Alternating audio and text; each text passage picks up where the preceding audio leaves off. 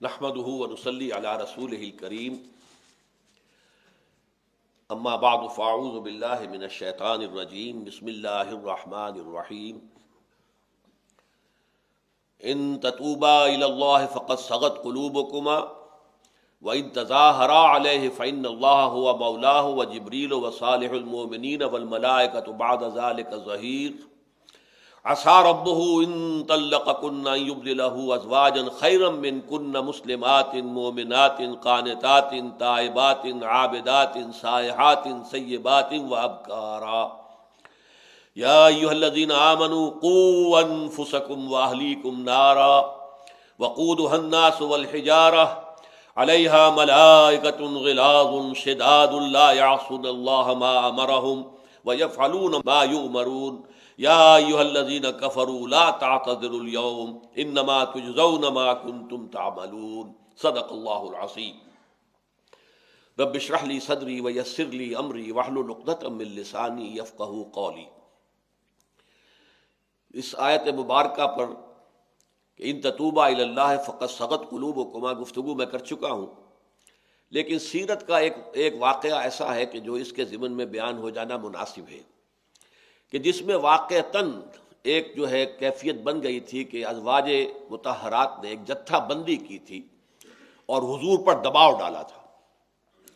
وہ مسئلہ یہ تھا کہ آپ کو معلوم ہے کہ حضور کے ہاں تو فقر تھا، جب مسلمانوں کے عام گھروں کے اندر بھی کچھ آسودگی پیدا ہو گئی تو ظاہر بات ہے کہ فطری طور پر ازواج مطہرات کے دل میں بھی خیال پیدا ہوا کہ اب تو ہمیں بھی کچھ کشادگی حاصل ہو جانی چاہیے، کچھ خرچ میں نفقہ ہمارا زیادہ بڑھ جانا چاہیے۔ تو انہوں نے نفقات کا مطالبہ کیا اور اس کے ضمن میں سب نے جتھا بندی کر لی مل کر، جیسے ہمارے ہاں ٹریڈ یونینزم ہوتی ہے، تو سب نے جو ہے اس طریقے سے حضور سے بیک زبان جمع ہو کر مجتمع ہو کر مطالبہ کیا کہ ہمیں خرچ زیادہ دیا جائے۔ اس کے ضمن میں روایت جو آتی ہے وہ ہے واقعتاً ایسی کہ جس پہ اس لفظ تظاہر جو ہے اس کا اطلاق ہو جاتا ہے۔ چنانچہ یہ واقعہ بہت مشہور ہے حضور کی حیات طیبہ کا، واقعہ ایلا۔ حضور نے جب یہ دیکھا کہ ان کا دباؤ مجھ پر بہت بڑھ رہا ہے تو آپ نے ایلا کا اعلان کر دیا کہ میں تم سب سے تعلق منقطع کرتا ہوں عارضی طور پر۔ ایلا یہ ہے کہ اب زن و شو کا تعلق میرا تمہارا نہیں رہے گا، یہ ایلا ہے۔ ایک مہینہ اس طرح گزرا اور خبریں یہ اڑ گئیں کہ حضور نے ازواج کو طلاق دے دی ہے۔ اس سے یہ کہ بڑی ایک سراسیمگی پیدا ہو گئی مدینہ کے اندر، صحابہ کرام میں بڑی بے چینی پریشانی۔ تو اس کے صورت میں جو ہے وہ خاص طور پر حضرت ابو بکر اور حضرت عمر، یہ دونوں انہوں نے ہمت کی، جرأت کی، انہی کا یہ مقام اور مرتبہ بھی تھا کہ حضور سے جا کے گفتگو کریں۔ تو یہ واقعہ جو ہے صحیح مسلم کے اندر حضرت جابر ابن عبداللہ اس کے حوالے سے موجود ہے، انہوں نے روایت کیا ہے کہ جب حضرت عمر نے فرمایا تو حضور نے جواب دیا کہ ہن کما ترا یسألننی النفقہ، یہ جو میری بیویاں ہیں جیسے کہ تم دیکھ رہے ہو، یہ مجھ پر دباؤ ڈال رہی ہیں کہ میں نفقہ ان کا مال اور ان کا جو خرچہ ہے وہ بڑھاؤں، تو میرے پاس تو کچھ نہیں ہے، میں کہاں سے لاؤں؟ تو اس کا ذکر جو ہے، اور دوسرا سورہ احزاب کے اندر بھی اس کا ذکر موجود ہے، یا ایھا النبی قل لازواجک ان کنتن تردن الحیات الدنیا وزینتها فتعالین امتعکن واسرحکن سراحا جمیلا۔ اے نبی کہہ دیجیے اپنی بیویوں سے کہ اگر تو تم طالب ہو حیات دنیاوی کی، دنیا کا مال و اسباب، دنیا کی شوکت، دنیا کی آسائشیں، دنیا کی جو بھی آپ دولت چاہیں، وزینتہا، اور وہاں اس کی زینت اور زیبائش چاہتے ہو، فتعالین، تو آؤ، امتعکن، میں تمہیں مال دنیاوی اس میں سے دے کر، واسرحکن سراحا جمیلا، خوبصورتی کے ساتھ اپنے گھر سے رخصت کر دوں گا۔ میرے گھر میں رہنا اگر ہے تو یہی فقر، یہی فاقہ، یہی تنگی تمہیں برداشت کرنی پڑے گی۔ یہ فقر جو ہے حضور کا اختیاری فقر تھا، ورنہ تو آپ اس وقت جو ہے وہ ایک بادشاہ کی حیثیت رکھتے تھے پورے عرب کے، اور اس میں سے یہ ہے کہ بیت المال پورا آپ کے تصرف میں تھا، لیکن یہ کہ آپ نے اپنا جو بھی خرچہ ہے وہ کم سے کم جتنا کبھی تھا اس سے زیادہ نہیں بڑھایا۔ یہاں تک کہ آپ کو معلوم ہے کہ حضرت فاطمہ رضی اللہ تعالیٰ عنہ بھی حاضر ہوئی ہیں اور انہوں نے کہا کہ ابا جان مجھے کوئی کنیز یا غلام عنایت کر دیں دیکھیے میرے یہ کندھے کے اوپر نشان پڑ گیا ہے، مشق میں پانی بھر بھر کے میں لاتی ہوں کنویں سے، اسی طریقے سے یہ میرے ہاتھ میں گٹے پڑ گئے ہیں، یہ جو چکی میں پیستی ہوں، آٹا پیستی ہوں، اس سے تو مجھے کوئی کنیز، کوئی غلام دے دیجئے۔ حضور نے فرمایا نہیں بیٹا، حالانکہ جس قدر محبت حضور کو حضرت فاطمہ سے تھی اس کا ہم اندازہ نہیں کر سکتے، بہت محبت تھی کہ نہیں بیٹا یہ چیزیں ہمارے لیے نہیں ہیں، میں تمہیں اس سے بہتر چیز بتاتا ہوں، اور وہ یہ ہے جو تسبیح فاطمہ ہے، وہ اسی روایت میں آئی ہے کہ ہر نماز کے بعد 33 مرتبہ سبحان اللہ، 33 مرتبہ الحمدللہ اور 33 یا 34 مرتبہ اللہ اکبر کہہ لیا کرو، یہ بہت بڑی دولت ہے اس دنیا کی کسی کنیز یا غلام کے مقابلے میں۔ تو یہ چیز جو ہے ایک طرح کا معاملہ جو فطری طور پر ہو جاتا ہے دنیا کے اندر، تو وہ حضور کے ساتھ بھی ہوا ہے، اور حضور کے ازواج مطہرات نے ایکا کر کے ایک جتھا بنا کر حضور پر دباؤ ڈالنے کی کوشش کی ہے۔ اس کے اوپر اس آیت کا اطلاق زیادہ صحیح ہوتا ہے، اگرچہ یہ واقعہ جو ہے سورہ احزاب میں آیا ہے، یہاں پر در حقیقت معاملہ دوسرا ہے۔ اب اس کے بعد وہ جو دھمکی دی گئی تھی وَإِن تَظَاهَرَ عَلَيْهِ فَإِنَّ اللَّهَ هُوَ مَوْلَاهُ وَجِبْرِيلُ وَصَالِحُ الْمُؤْمِنِينَ وَالْمَلَائِكَةُ بَعْدَ ذَلِكَ ظَهِيرٌ۔ اب اس کو آگے بڑھایا جا رہا ہے، عَسَىٰ رَبُّهُ إِن طَلَّقَكُنَّ أَن يُبْدِلَهُ أَزْوَاجًا خَيْرًا مِّنكُنَّ۔ ہو سکتا ہے کہ اس کا رب یعنی محمد کا رب صلی اللہ علیہ وسلم یعنی اللہ تعالی، عَسَىٰ رَبُّهُ إِن طَلَّقَكُنَّ، اگر وہ تم سب کو طلاق دے دے، أَن يُبْدِلَهُ، تو ہو سکتا ہے بلکہ توقع ہے کہ اللہ تعالیٰ اپنے نبی کو تمہاری جگہ بدل دے کر تمہیں تمہاری جگہ پر ایسی بیویاں دے گا، ازواجن خیرم من کنہ، جو تم سب سے بہتر ہوں گی، مسلمات۔ اب یہاں پر 7 یا 8 جو ہیں اوصاف آ رہے ہیں، گویا کہ یہ اوصاف ہے کہ جو کسی مسلم خاتون کے اندر بہت ہی مطلوبہ ہیں، پسندیدہ ہیں، جس کی بنا پر کہ وہ عورتوں میں اچھی عورت شمار ہوگی۔ مسلمات، سب سے پہلے اللہ تعالیٰ کے سامنے سر تسلیم خم کر دینے والی ہیں۔ مومنات، اللہ پر، آخرت پر، کتاب پر، وحی پر، رسالت پر یقین رکھنے والی ہیں۔ قانتات، فرما برداری کرنے والی ہیں، فرما برداری اللہ کی بھی اور فرما برداری شوہر کی بھی، شوہر کی فرما دی۔ فالصالحات قانتات، اچھی بیویوں کی پہلا جو وصف بیان ہوا، پہلی صفت وہ یہی ہے، قانتات، قانتات تائبات، توبہ کرنے والی ہیں۔ یہاں آپ نوٹ کریں گے کہ یہ تائبات کا لفظ جو ہے اس کے بالکل مرکز میں آ رہا ہے۔ یہ اصل میں 7 بنتے ہیں جو اوصاف بیان ہو رہے ہیں، ویسے گنتی میں 8 ہو جائیں گے لیکن 7 ہیں، در حقیقت ایک جوڑا بل کر ایک ہی بنتا ہے۔ تو اس میں یہ ہے کہ درمیان میں سینٹر میں تابہ، چونکہ اس سے گفتگو ہو رہی تھی ان تتوبا الی اللہ فقد صغت قلوبکما، تو توبہ کرنے والی ہیں، یعنی غلطی ہو جاتی کس سے نہیں ہوتی؟ ہر انسان، جو حضور نے فرمایا کلکم خطاؤون وخیر الخطائین التوابون، تم سب کے سب تمام انسان خطا کار ہو، انتہائی خطا کار ہو، اور تم میں سے بہتر لوگ وہ ہیں کہ جو توبہ کرنے والے، پلٹتے ہیں، رجوع کرتے ہیں، اصلاح کرتے ہیں۔ تو توبہ جو ہے اللہ کو بہت عزیز ہے، اللہ کو بہت پسند ہے۔ بلکہ ایک حدیث میں یہاں تک الفاظ ہیں، اس کا ٹیکسٹ مجھے یاد نہیں ہے، مفہوم یہ ہے کہ اگر انسان خطا نہ کرتا تو اللہ تعالیٰ کوئی اور مخلوق پیدا کرتا کہ جو خطا کرے، گناہ کرے اور پھر اللہ سے استغفار کرے، تاکہ اللہ تعالیٰ جو ہے اپنی شان غفاری جو ہے اس کا بھی تو اظہار ہو نا، وہ غفار ہے۔ تو غفار کس کے لیے ہوگا؟ غفار اسی کے لیے ہوگا جو توبہ کریں گے۔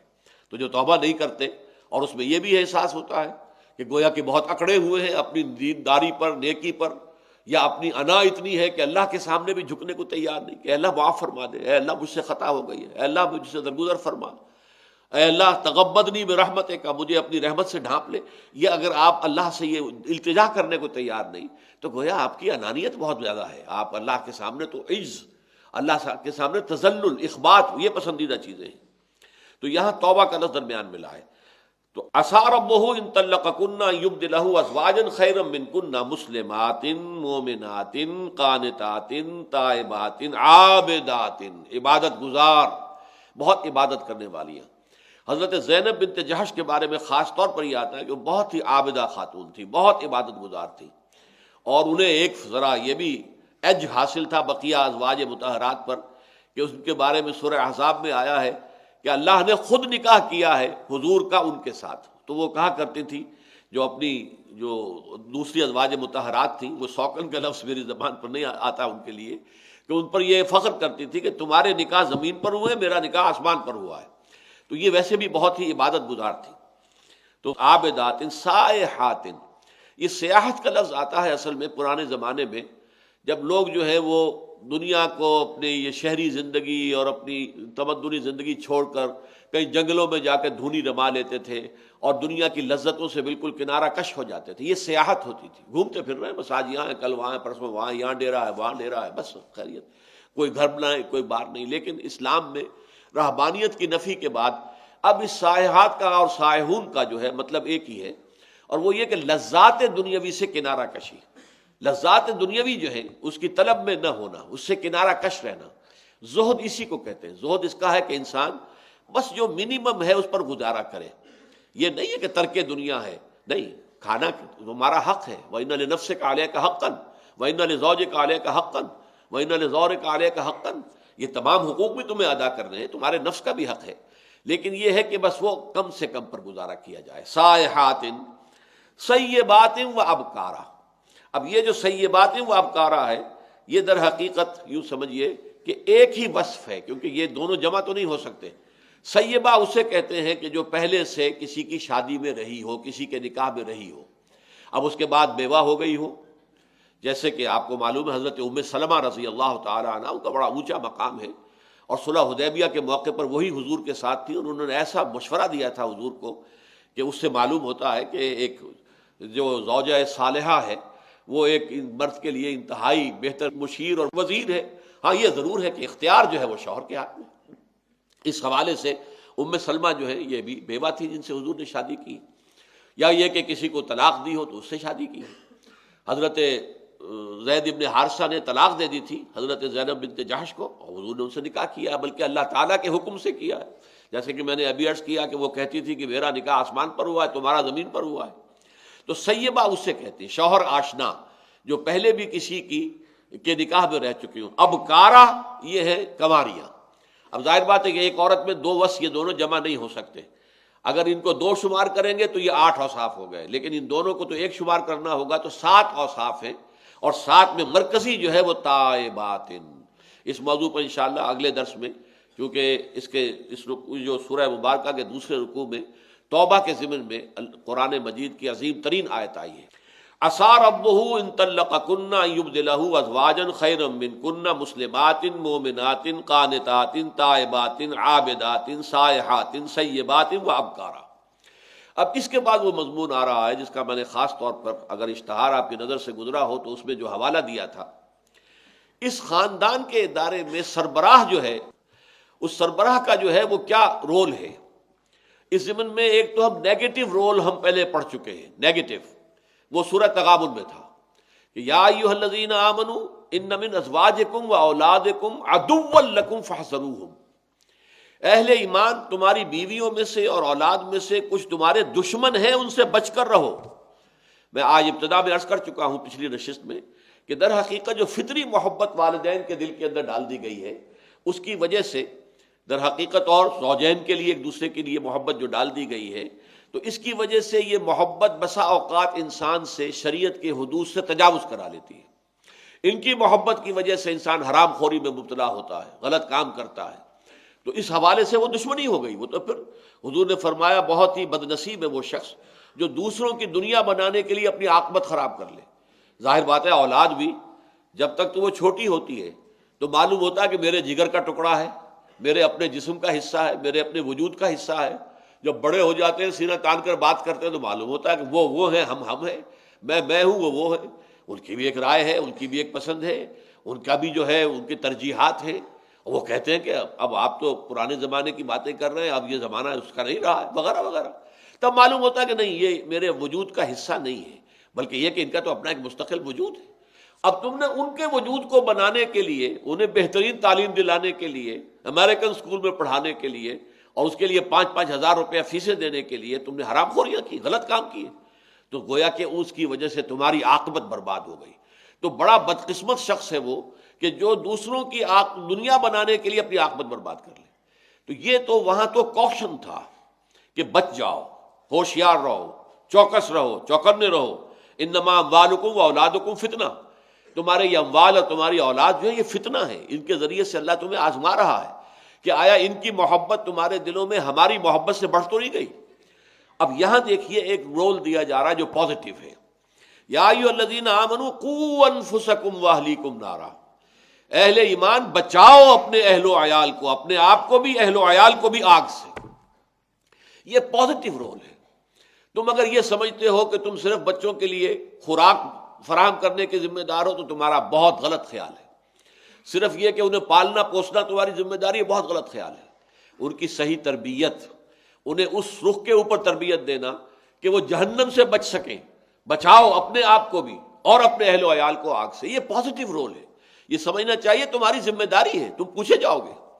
چنانچہ ایک حدیث میں آیا ہے کلکم راعٍ وکلکم مسئول عن رعیتہ، تم میں سے ہر شخص کی حیثیت ایک چرواہے کی ہے، جو مسئول ہے، ذمہ دار ہے۔ جو بھی بھیڑیں بکریاں جو ہیں اس کے گلے کے اندر دے دی گئی ہیں، اور ان میں سے ایک ایک کا حساب اس کو دینا پڑے گا۔ مالک پوچھے گا میری بھیڑ کہاں گئی، تم صبح لے گئے تھے اس کو باہر چرانے کے لیے، وہ کہاں ہے؟ اسی طریقے سے اللہ تعالیٰ نے ہر انسان کو کچھ بھیڑیں عطا کر دی ہیں، اس کو اولاد دی ہے، بیٹے بیٹیاں دی ہیں، ایک بیوی دی ہے یا دو، ایک سے زائد دی ہیں، اس کے گھر کے اندر ہیں، اس کے تابع ہیں۔ ان سب کے بارے میں اس شخص سے، سربراہ خاندان سے باز پرس ہوگی، تم نے انہیں کس طریقے سے رکھا، کیا تربیت دی، کس رخ پر چلایا، یہ تمہاری ذمہ داری ہے۔ تو قوا انفسکم واہلیکم نارا، پہلی بات تو یہ ہے کہ انسان کو سب سے پہلا اپنا مقصد جو ہے نصب العین یہ بنانا چاہیے کہ آخرت میں اللہ کے عذاب سے بچ جائے اور اس کی مغفرت اور رحمت کا مستحق قرار پائے، یہ اس کا نصب العین ہو، جنت مل جائے اور جہنم سے نجات مل جائے، زندگی میں نصب العین اس کے سوا کچھ نہ ہو۔ اور اس کے لیے ظاہر بات ہے کہ پھر جو بھی اپنی سی کوشش ہے انسان کرے، اور سب سے پہلے تو اپنے آپ کو بچائے آگ سے۔ علیکم انفسکم، ایک جو آیت آئی ہے سورہ مائدہ میں کہ فائنل انالیسس میں ہر شخص پر اپنی ہی ذمہ داری ہے۔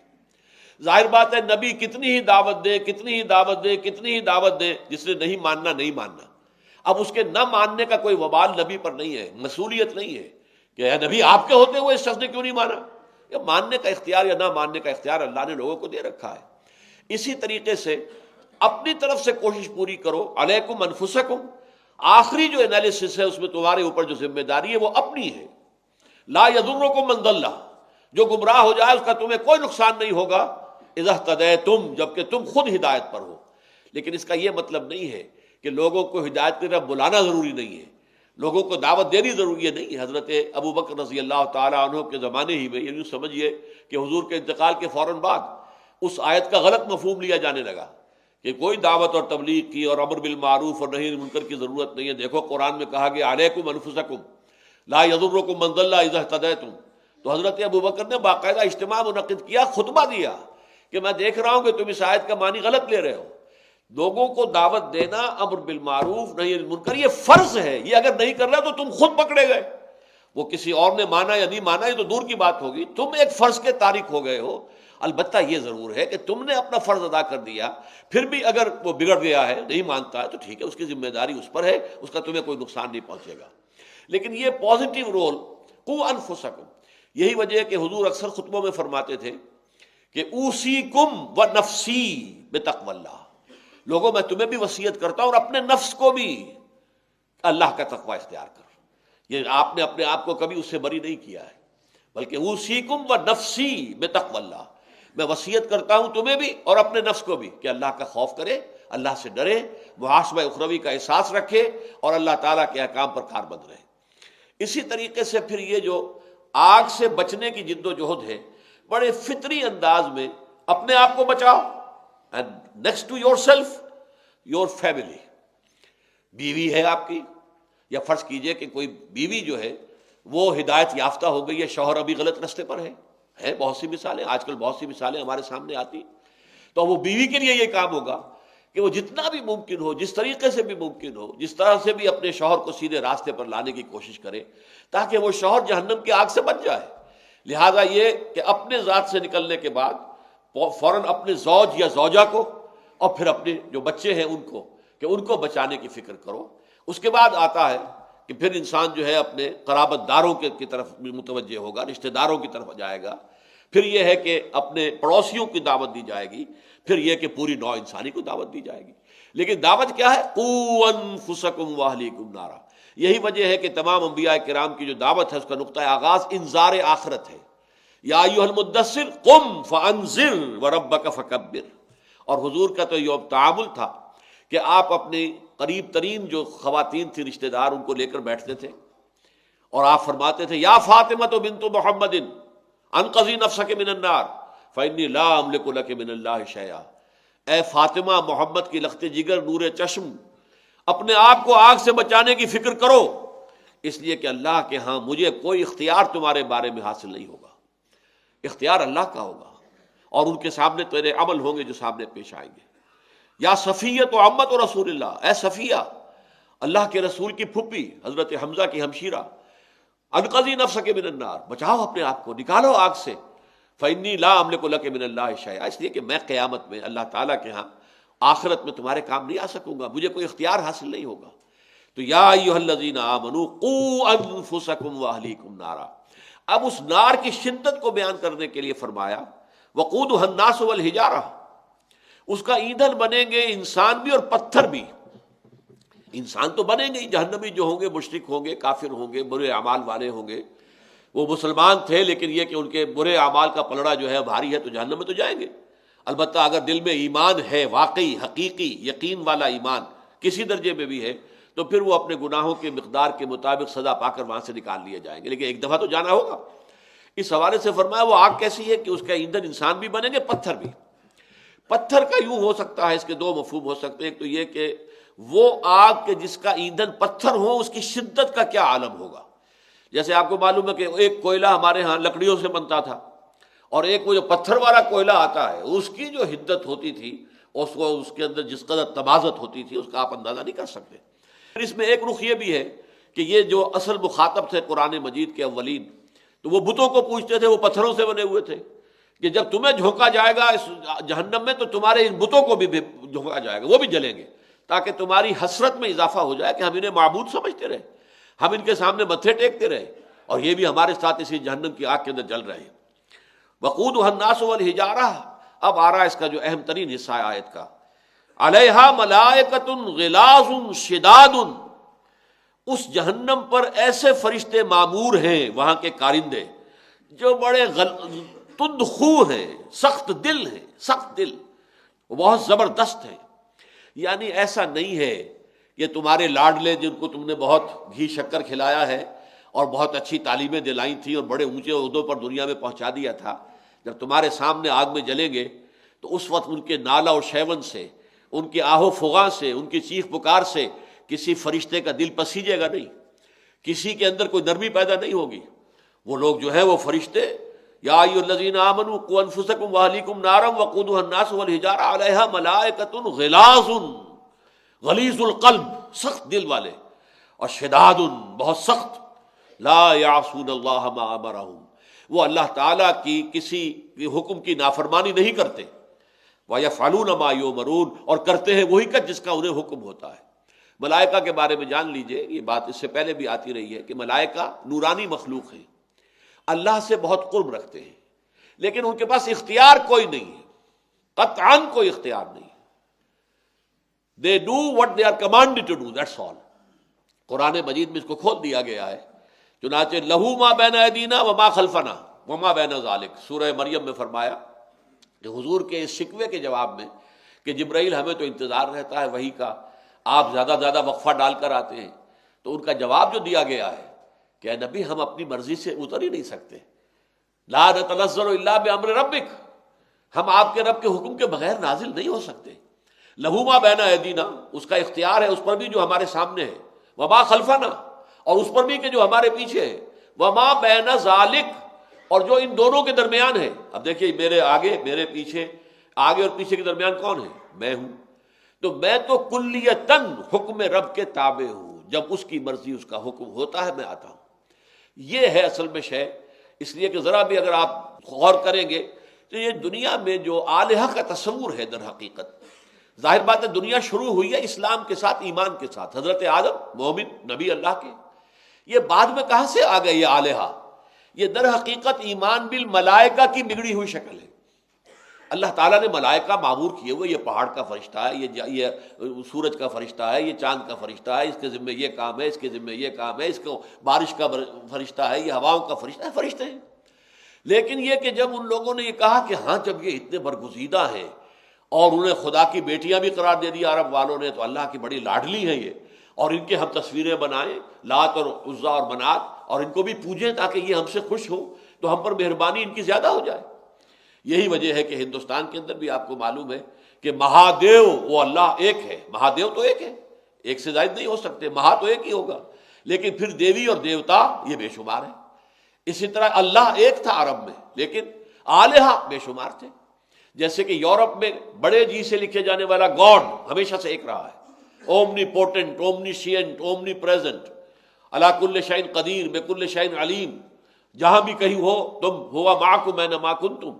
لیکن یہ کہ اس کے نیچے گاڈز اینڈ گاڈیسز، تو یہ گاڈز اینڈ گاڈیسز، دیویوں اور دیوتاؤں اور آلہہ کا تصور کیا ہے؟ یہ ایمان بالملائکہ کی بگڑی ہوئی شکل ہے۔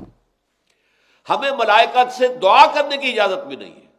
ہمیں معلوم ہے 2 فرشتے میرے ساتھ موجود ہیں، لیکن مجھے کسی تکلیف میں یہ نہیں کہہ سکتا کہ میری ذرا یہ مدد کر دو، نہیں، اللہ سے مدد کی درخواست کرو، اللہ جس ذریعے سے چاہے کرائے۔